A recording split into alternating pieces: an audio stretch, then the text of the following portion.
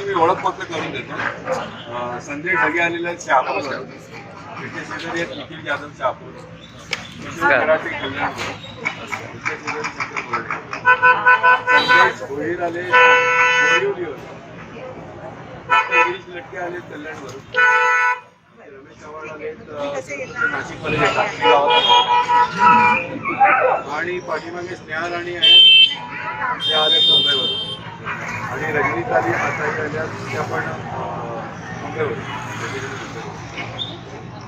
आणि ही सगळे मंडळी आम्ही साहित्य दिंडी घेऊन आलो होतो वामनदादा गडकरींच्या नावाने पहिल्या दिवशी. त्याच्यामुळे आम्ही त्याच मोडमध्ये आहोत. म्हणजे आम्हाला बरं वाटते. काल आम्ही वामनदादा गडकरींच्या गावी गेलो होतो, तिथं बघितलं स्मारक वगैरे, तिकडे कार्यक्रम केला तिकडे. आम्ही ह्या सगळ्या मार्गावर 5 कार्यक्रम केले प्रत्येक ठिकाणी गावाजवळ.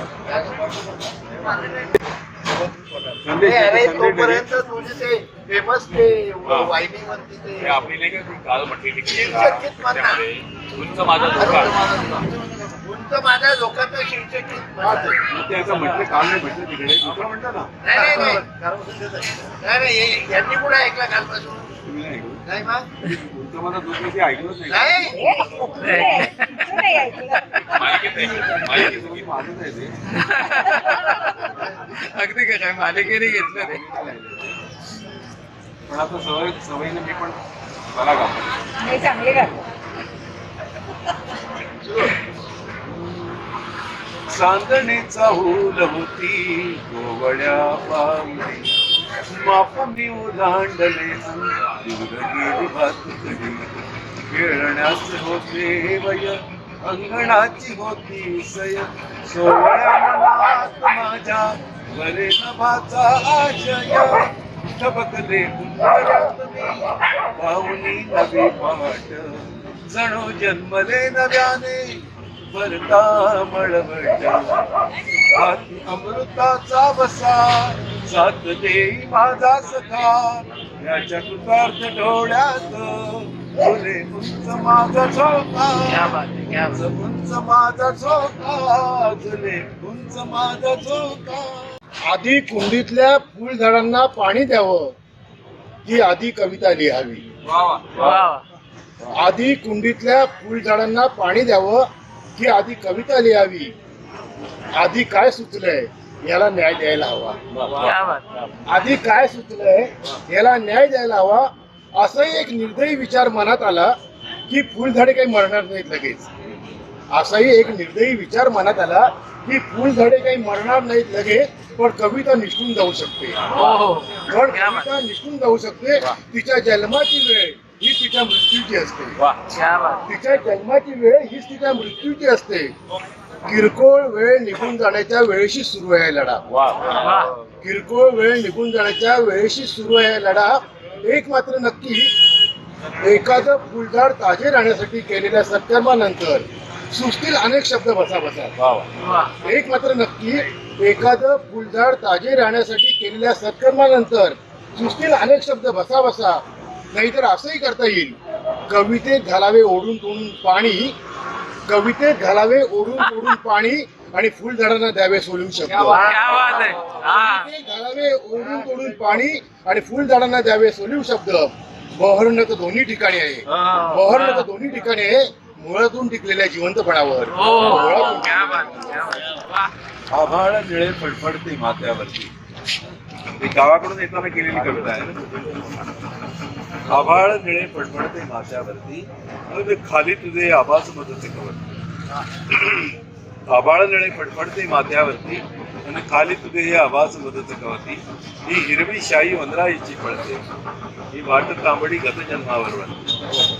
ही हिरवी शाही वनराईची पळते, ही वाट तांबडी गत जन्मावर वळते. हे शेत सांगते कोण पिकांवर येणाऱ्या पक्षांची. हे शेत सांगते कोण पिकांवर येणाऱ्या पक्षांची. पण तळे पाहते वाटा आतल्या कमळाच्या पक्षाची. तळे पाहते वाटा आतल्या कमळाच्या पक्षाची. हा शुभ्र बापुडा पिंजण कापूस चंद्र कडांनी सजला. हा माळ होऊन उत्कट पाणी झेला याला बसला. शेतात लावले दिवे उभ्या कणसांचे. शेतात लावले दिवे उभ्या कणसांचे. वाऱ्यावर हलती मोती चंद्रमुखीचे. रस्त्यात राहुनी उभी अडवते सकाळ वळणावरी, रस्त्यात राहुनी उभी अडवते सकाळ वळणावरी, पक्षांनी तिथला हळू उचलले उन्हाळ किरणांवरी, पक्षांनी तिथला हळू उचलले उन्हाळ किरणांवरी, ही अजून आहे वेळ निरागस माणूस नाही कोठे, ही अजून आहे वेळ निरागस माणूस नाही कोठे, हा तरंग कसला माणुसकीचा तळ्यात माझ्या दाटे, मी पळत चाललो धूम सोडून गवत गोजिरे गाव, मी पळत चाललो धूम सोडून गवत गोजिरे गाव, वहीत माझ्या तसेच शिल्लक शाळेमधले गाव, वहीत माझ्या शाळेमधले गाव. रुदाली नावाची हिंदी कविता आहे. पूर्वीच्या काळी रुदाली बोलवायची, रुदाली नावाचा चित्रपट येऊन गेला होता. रुदाली म्हणजे कोणी मेल्यावर रडण्यासाठी बोलवणारी स्त्री, असं रुदालीचं हाडोत्री. तर इथे रुदाली बद्दल बोलूया आपण.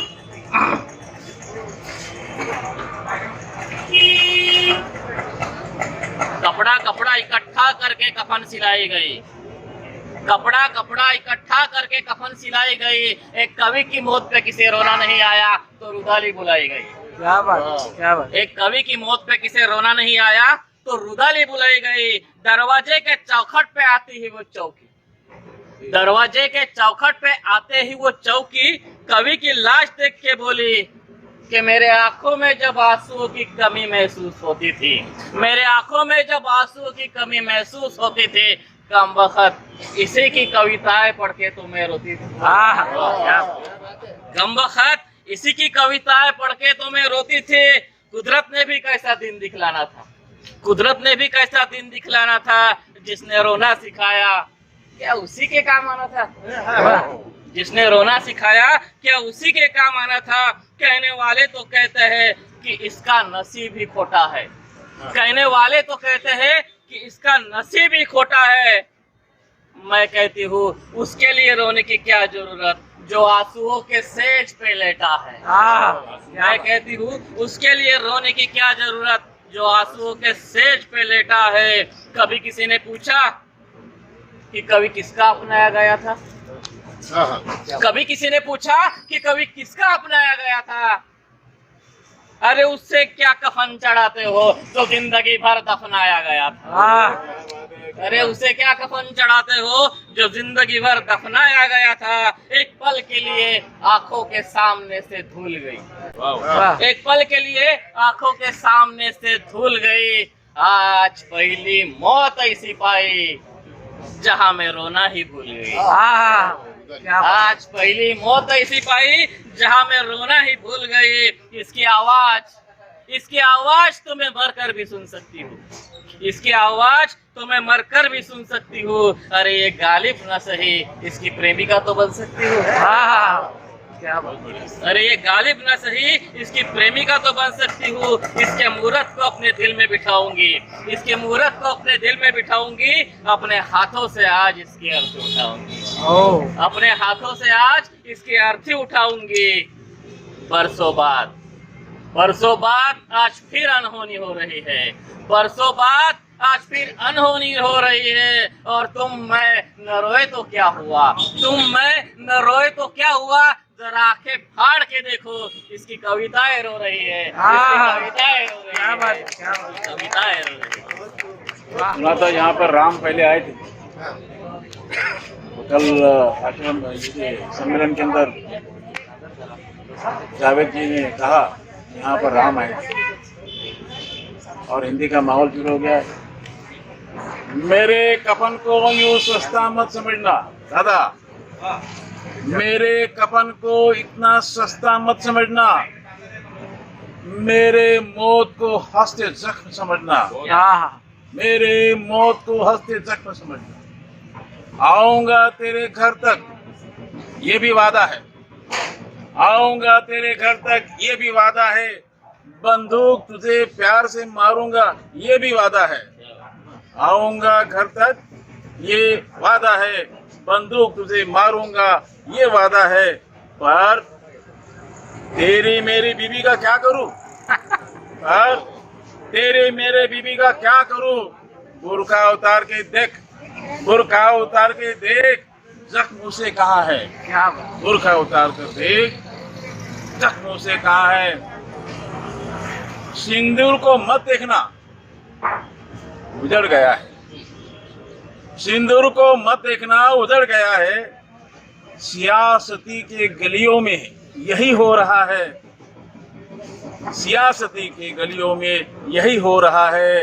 मरना मिटना काटना और दफनाना, मरना मिटना काटना और दफनाना, सारी बातों को छोड़ फौजी बनना है, फौजी बनना है।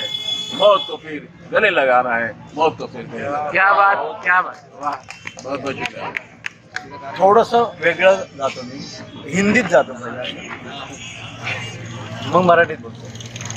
तुमने मुझको देखा तो झुमके झूले, तुमने मुझको देखा तो झुमके झूले, आंखों में देखा मैंने बोले बोले. आहा.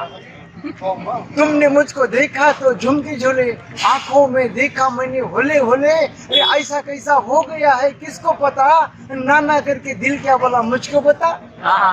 तुमने मुझको देखा तो झुमके झूले, आंखों में देखा मैंने होले होले.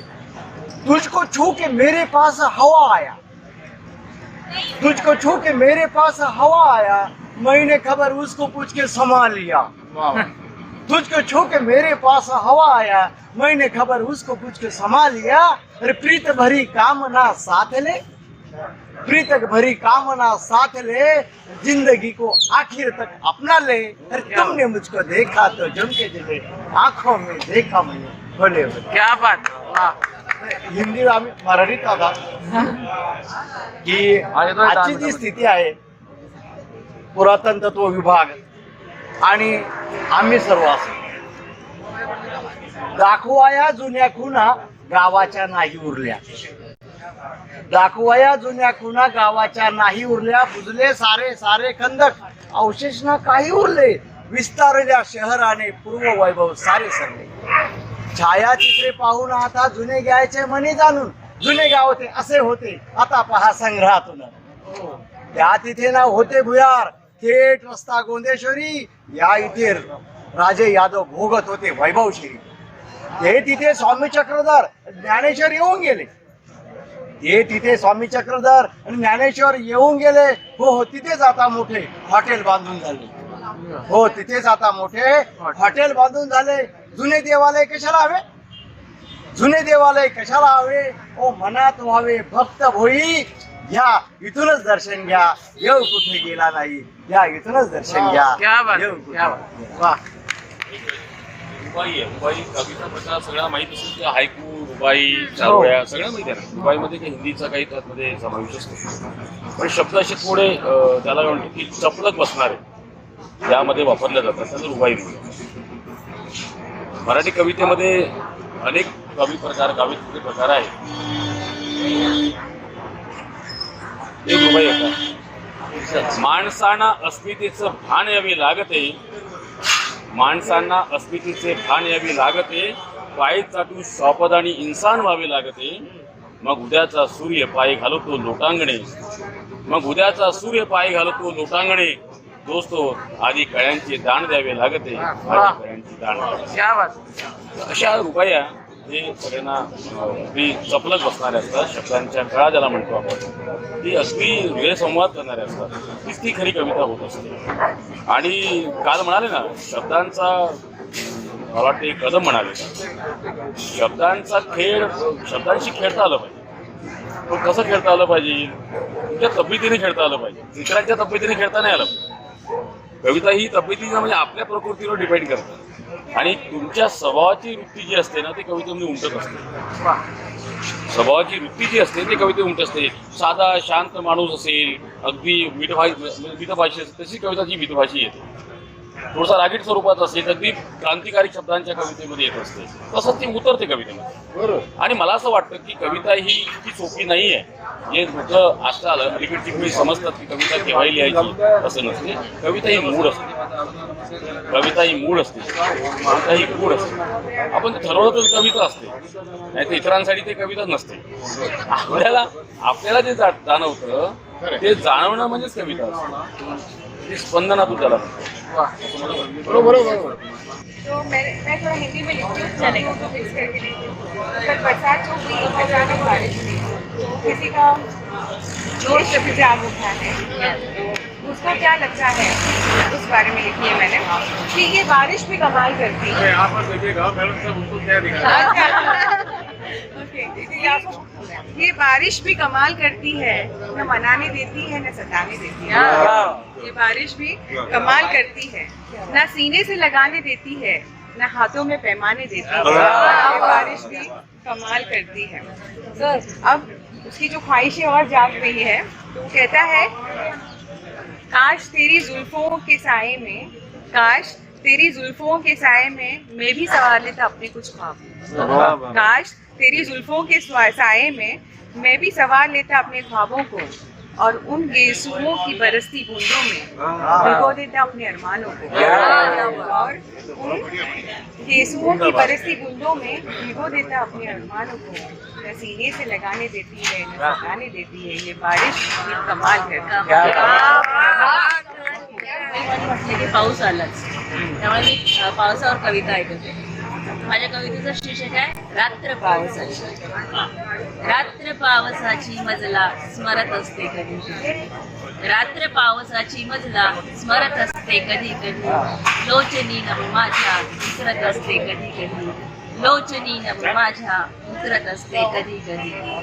चित्त चोर म्हणू का तुला, चित्त चोर म्हणू का तुला, की मन मन मोर रे.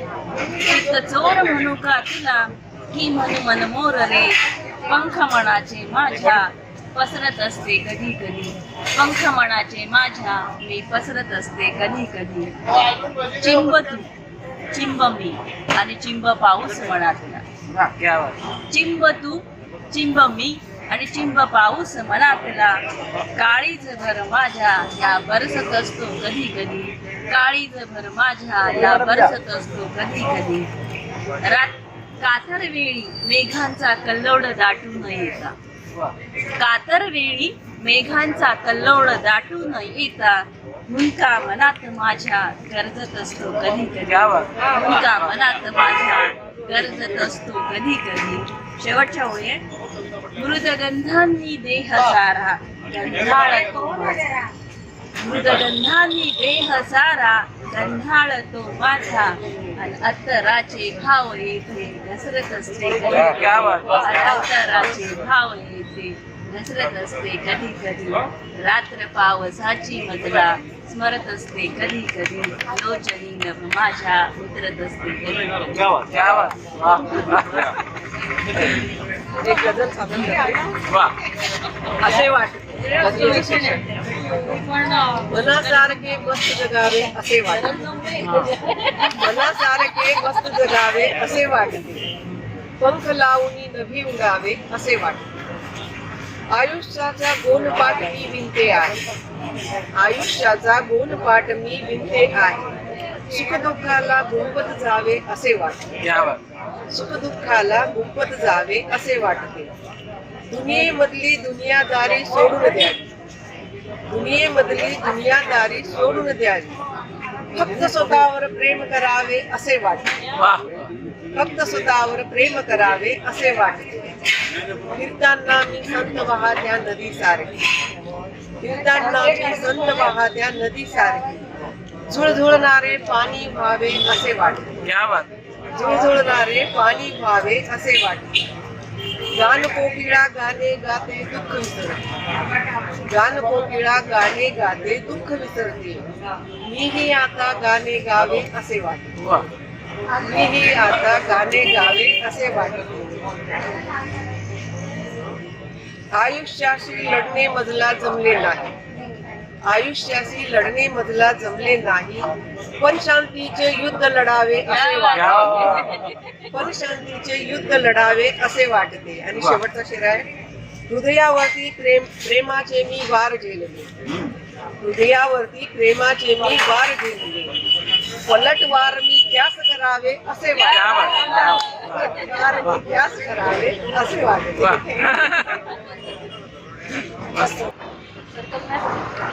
या साहित्य संमेलनामध्ये आमची भेट झाली आणि खूप वर्षापासून आम्ही अरुंजींना ओळखतो. शंकरराव बोराडे माझे जुने मित्र आहेत. कवी कट्ट्याचा एक 7वा अध्यक्ष म्हणून इथं आलो होतो. माझ्यासोबत डॉक्टर विशाखा कांबळे, मित्रांनो, मी विदर्भातला आहे, नागपूर, विशेषतः नागपूरमध्ये आहे. गेली 35 वर्ष मी साहित्य क्षेत्रामध्ये काम करतो.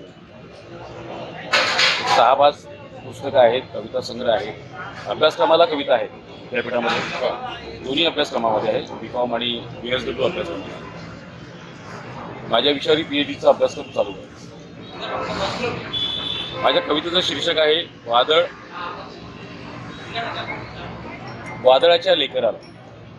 आपण सगळेजण वादळाची लेकरं आहोत. ग्रामीण भागातून शहराकडे वळत चाललो आहोत, पण ग्रामीणतेला आपण विसरून चालू शकतो. याचं जागतिकीकरण झालं. त्यामुळे मला असं वाटतं की माणूस कुठे आहे. आपण ग्रामीणकडे गेलं पाहिजे. पुन्हा एकदा वाटतं ना आपल्याला कधी जतपूर भाकर आपण खाल्ली पाहिजे, भाकरीवर लिहिल्या पाहिजे काही कविता. अशाच काही कविता आपण जगत आहोत. वादळाच्या लेकराला कधी विसावा मिळावा, पात्या पात्यात वर्तुळ भुकेला जोगवा. वादळाच्या लेकराला कधी विसावा मिळावा, पात्या पात्यात वर्तुळ भुकेला जोगवा. आभाळाच्या डोळ्यामध्ये पाणी मावता मावेना. आभाळाच्या डोळ्यामध्ये पाणी मावता मावेना. चोळी आल्या दुधात ओली वाहते भावना. चोळी आल्या दुधात ओली वाहते भावना. मिरगाच्या दिवसाला पाना फुलांचा वास. मिरगाच्या दिवसाला पाना फुलांचा वास. शेत पोत करत्याच्या हाताला जखमांचा सोस. शेत पोत करत्याच्या हाताला जखमांचा सोस. पुढल्या गाडग्याची कुणी करावी परवड. पुढल्या गाडग्याची कुणी करावी परवड. चुलीच्या डोक्यावर श्रावणाची कावळ. चुलीच्या डोक्यावर श्रावणाची कावळ. मुक्या भाबळ्या मनात फिरे जात्याची घर घर. मुक्या भाबळ्या मनात फिरे जात्याची घर घर. धणी झोपला खड्यात. धणी झोपला खड्यात. वेळी जीवाला काहूर. वेळी जीवाला काहूर. सूर्य जिथे मावळतो तेथूनच अंधार जन्म घेणार असतो. शंकरराव, सूर्य जिथे मावळतो तेथूनच अंधार जन्म घेणार असतो. आणि म्हणून माझ्या घराचे छप्पर सूर्यमुखी बांधलंय. म्हणून माझ्या घराचे छप्पर सूर्यमुखी बांधलंय. अंधार आलास तर तो पाठीवर झेलता यावा. अंधार आलास तर तो पाठीवर झेलता यावा. आणि जमलंच तर डोळ्यातून सूर्य प्रसवावा. डोळ्यातून सूर्य प्रसवावा.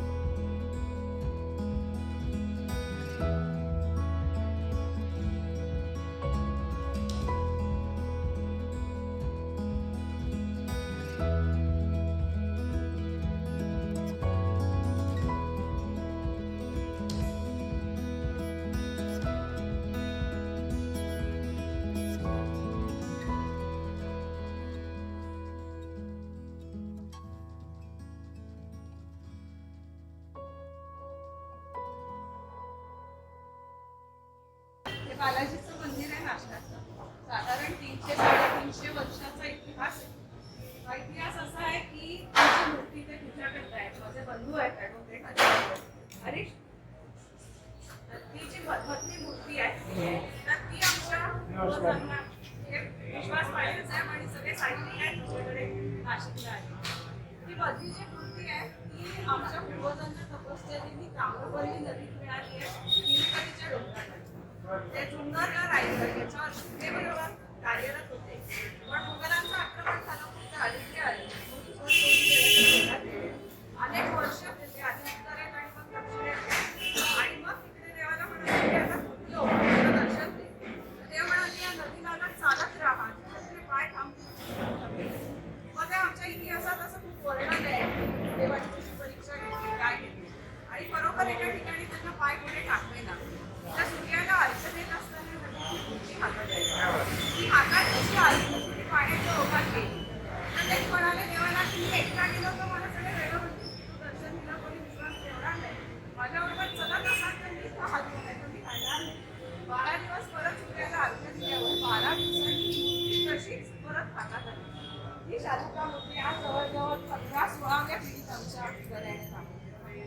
जी मधली मूर्ती आहे लाकडी दिसते तुम्हाला, तर ती लाकडी मूर्ती त्यांच्या पत्नीला जुन्नरमध्ये एका लहान मुलाने आणून दिली की तुमचा नवरा जिवंत आहे, या याची आराधना करा म्हणून तो परत येणार आहे. ही आणि ती मूर्ती सिमिलर आहे. तर ती देवाची कृपा आहे. हे सगळं जे मंदिर आणि हे वैभव बघताय हे माझे आजोबा आहेत, नानासाहेब बालाजी गले. ते विजनरी होते, त्यांच्या काळाच्या खूप पलीकडे होते. त्यांनी ठिकठिकाणी निघले ते आणि जितक्या गोष्टी चांगल्या वाटल्या तसं तसं हे बांधकाम करायचा प्रयत्न केला. त्यांनी काही दरबारांमध्ये बघितलं होतं की महिलांना बसायला वेगळी जागा असते. आमच्या इथे कीर्तन, प्रवचन, संगीताच्या मैफिली, प्रदर्शनं, कलेची प्रदर्शनं ही सगळी इथे होतात. त्यांनी सुरू केलेले पहिली इथे बैठक पंडित पलुसकरांची झाली आणि तिथपासून नाशिकचा सांगीतिक इतिहास सुरू होता. तेव्हापासून नाशिकमध्ये मैफिली व्हायला लागल्या. आणि हे जे सगळे पेंटिंग्स तुम्हाला दिसत आहेत वरचे, हे राजा रविवर्मनच्या पेंटिंग्स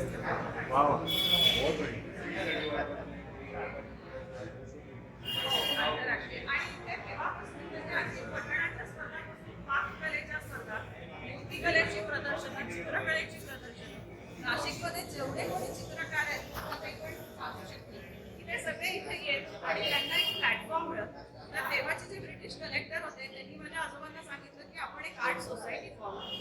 म्हणून नाशिकची नाशिक आर्ट सोसायटी इथे स्थापन झाली आणि त्याचं रूपांतर आता नाशिकच्या म्हणजे चित्रकला महाविद्यालय असं झालं. अजूनही आम्ही प्रयत्न करतो. दरवर्षी ब्रह्मोत्सव असतो नवरात्राच्या काळात, तर त्यावेळेस इथे मैफिली होतात. अगदी पंडित अभिषेकी, वसंतराव देशपांडे, व्यास सगळे, शोभा गुरु, जेवढी तुम्ही नावं घ्याल तेवढ्या सगळ्यांचे मैफिली.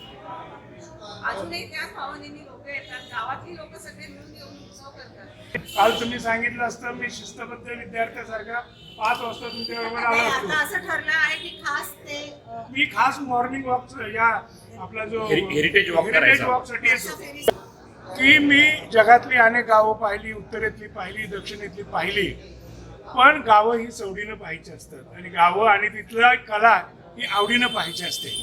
आमचे गुरुजी सांगायचे त्याप्रमाणे गाव ज्या वेळेला झोपलेलं असतं त्यावेळेला आपण जाग राहायचं असतं. कारण कुठलंही गाव तुम्ही बघायला गेला त्या गावचं एसटी स्टँड जे पहाटे 5:30-6 वाजता दिसतं, तो जो नजारा आहे तो दिवसभर दिसत नाही. आपल्याला फक्त दुपारी 12-12:30 वाजता बगबगलेलं एसटी स्टँड बघायची सोय असते किंवा संध्याकाळी 6च्या दरम्यान दिसणारं एसटी स्टँड किंवा रात्री 11 वाजता दिसणारं एसटी स्टँड. तर तशा इथल्या नद्या आणि इथल्या हेरिटेजच्या वस्तू मी पुरा 1 दिवस द्यायला तयार आहे. तुम्ही आम्हाला आधी कल्पना द्या आणि सकाळी 5-5:30 ला आपण सुरुवात करूया. त्याचं कारण की परवा मी त्या माझ्या साहित्याच्या भाषणामध्ये सांगितलं त्याप्रमाणे हे अत्यंत जुनं शहर आहे. औरंग्यानं याला गुलशनाबाद म्हटलं, जनस्थान असेल, आणखी काही असेल. आणि सातत्यानं दिल्लीच्या मोगलांचं राज्य हे संगमनेरपर्यंत होतं नेहमी, संगमनेरपर्यंत. आणि हा बॉर्डरवरचा तसा जिल्हा आहे, तालुका, नंतर आता जिल्हा झाला. तर इथे हिंदू धर्माची एवढे वेगवेगळी परिवर्तनं झाली, वेगवेगळ्या राजवटी आल्या, त्यामुळे इथं बघण्यासारखं खूप आहे आणि ते मला मनापासून बघायचं आहे. ते मला मनापासून बघायचं आहे कारण मला कल्पनाही केली नव्हती की एवढं सुंदर तुम्ही या ठिकाणी प्रिझर्व केलेलं आहे. मी कोणाला तरी आता बोलत होतो की ही जी तुमची खालची भाजीची जी गल्ली आहे तशी गल्ली आता काशीमध्ये पण बघायला मिळत नाही बघायला मिळत. भारतामध्ये जर चांगल्या पुराण्या वस्तू हैदराबादला पण तेवढ्या कोणी जपलेलं नाही. तो संग्रह आहे ते सोडून द्या, सालागार म्युझियम आहे ते सोडून द्या, दिल्लीला नाहीत, आग्र्याला नाहीत, उत्तमोत्तम वस्तू आणि तट आणि वाडे हे विजापूरला आहे. तर तसं तुमच्याकडे हे बरंचसं धन दिसतंय आणि हे बघायला मी स्वतः येणार आहे आणि तेही 2 ते 2.5 महिन्याच्या आधी मला एका डेट द्या. आपण नक्की बघूया हिवाळा पूर्ण संपायच्या आधी आणि मला गाव मनापासून फिरून बघायचं आहे. तर या निमित्तानं तुम्ही बोलवलं, मगाशी ते चांगलं या गावचं रसग्रहण करत होते निवेदन. मला माझ्या जीवावर आलं की ते मध्ये थांबवणं, पण ते मला मुळातून सगळं ऐकायचं आहे आणि तुमच्याबरोबर हे गाव करून घ्यायचं आहे. ते मला जरूर बोलवा आणि मी जरूर घेईन आणि आम्हाला जायला परवानगी द्या. मिसेस काकडे आणि बालाजीवाले तर यांनी ज्या भावनेनं हे जपतायत याचं मला खूप कौतुक वाटतं. नव्या पिढीमध्ये आता एवढं कोणी पाहत नाही. मला वाटतं पुण्यामध्ये सुद्धा हेरिटेज वॉक आहे का? अच्छा. आम्ही प्रयत्न करतोय.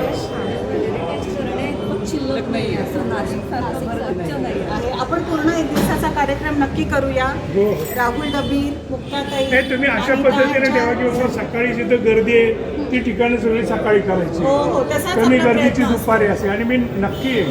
पण तुम्ही धोका हरवलं. कारण मी तुम्हाला सांगतो मला हे जुन्या हो नक्की नक्की मला जुन्या गोष्टींची एवढी आवड आहे की मी तुम्हाला मुद्दाम सांगेन की जगामध्ये सर्वात सुंदर पौर्णिमा ही रायगडावर असते, आणि मी जवळजवळ 32 पौर्णिमा तिथले केलेले आहेत. 32 वेळा रायगडावर जाऊन राहिलो, आणि रायगड असं मध्ये आहे आणि चारो तरफ सगळे डोंगर आहेत सह्याद्रीचे, आणि चंद्र आणि चांदणं जे खाली उतरतं पौर्णिमेला ते बघण्यासारखं असतं. तर मला त्याच दृष्टिकोनातून नाशिक पाहायचं आहे. मी नक्की तसं अंजनेरीवर नक्की होईल किंवा आपल्या पांडवलेणीवरती पण नक्की तसं तुम्हाला दर्शन घडेल. चालेल चालेल, पण गाव तरी पहिलं बघूया आपण. येस येस नक्की. चालेल, मी मला परवानगी द्या. Thank you so much. धन्यवाद.